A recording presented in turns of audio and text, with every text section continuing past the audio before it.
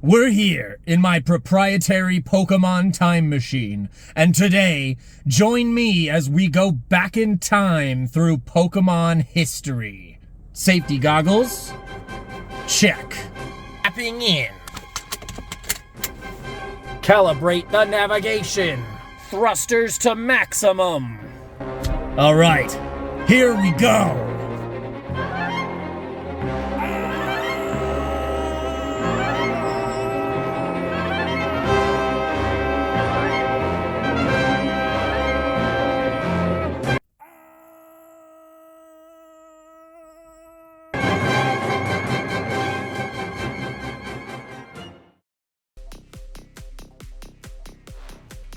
The time is July 19th, 2001, and the location, the far-off, mysterious land of the rising sun, Japan, where 22 years ago, the people of Japan were bestowed a gift from Arceus himself.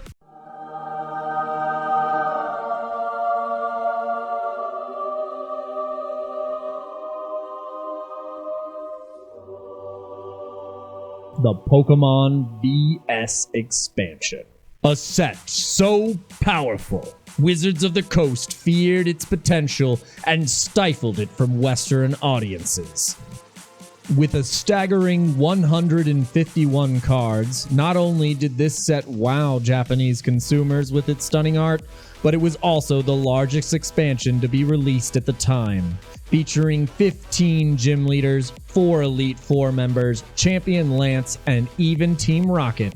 There was a little something in this set for every collector. Pokemon VS marked a milestone in the TCG, as it was the only expansion in the VS era, because it was far too powerful to share the spotlight. This release had many groundbreaking innovations that set it apart from other expansions in the TCG. So join me on this journey through Pokemon history and to explore this set and its many amazing features.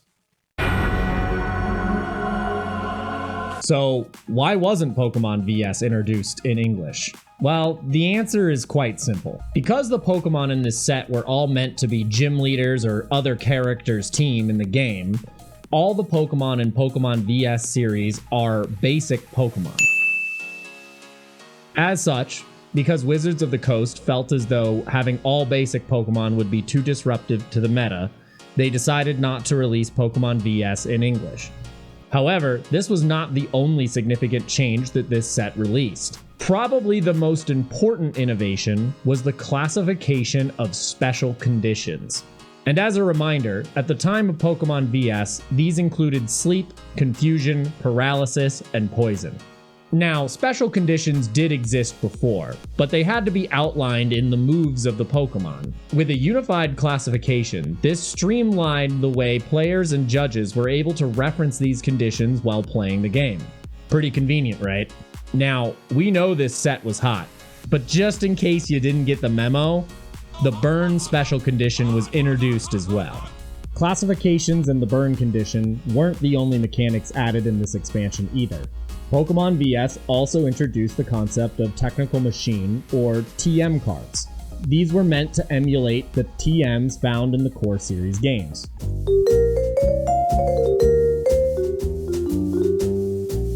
Learn water gun. Is it working? When attached to a Pokemon, these TM cards allowed them to use a specific attack that was outlined in the description of the card. Even though TM cards were short-lived, only remaining in the Pokemon TCG until the release of the English set Rising Rivals in 2009, they were a unique concept that still lives on in some ways through the concept of Pokemon Tool Cards, which are meant to emulate the items that a Pokemon can hold in the main games. Which, to those of you that play, well, you know how significant these cards are. In fact, they've even received their own classification and rule set in the new era of Scarlet and Violet. All of this solidifies Pokemon VS as a significant point in the trajectory of how the Pokemon TCG is played. So, we know this set was interesting in the terms of the way it affected the game, but I'm primarily a collector. What about the art? Not only was Pokemon VS innovative in terms of gameplay, but it also was innovative in the way that it changed the card's design. With increased border sizes, a rounded artwork window, the set and set numbers moved to the bottom right of the card, and frankly some of the best card art I've still yet to see to this day. These cards still catch the eye, even compared to some of the most beautiful modern cards we have now. Ah, there's my beautiful lady. Not you, bitch. Oh yeah, that's a sexy mama.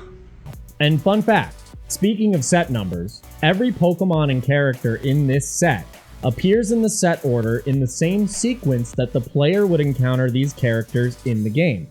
However, the most significant and long-lasting change to the design is that this is when the back of the Japanese cards were updated to the Pokemon logo similar to the international prints, rather than the Pocket Monsters logo that was recognizable on Japanese cards in the vintage era.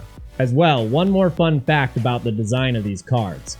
For every character featured in the set, with the exclusion of Brock, each character has the same artist for all of their cards, like Yukimori for Bruno, for example, or Tomokazu Komiya for Janine's cards. So, can you keep a secret? Because Pokemon Card VS was the first Japanese set to feature a secret rare card. Now, they weren't the first secret cards in Pokemon TCG. That honor belongs to Dark Raichu from the English Team Rocket expansion. But this was the first time secret rare cards appeared in the Japanese card game, and also helped set the precedent for secret rare cards to be contained in almost every set until now. Additionally, Pokemon VS was the pioneer for first edition print cards in Japanese. Previously, only English cards had first edition prints. This further fueled the desire for collectors to get their hands on these precious cards. Although, Price's Lapras was actually the only card in the Pokemon VS expansion ever released without a first edition marker, so I guess in this case it doesn't really matter. But they did continue to have first edition prints in Japanese all the way up until the 20th anniversary in 2016, when unfortunately they also discontinued first edition prints in Japanese.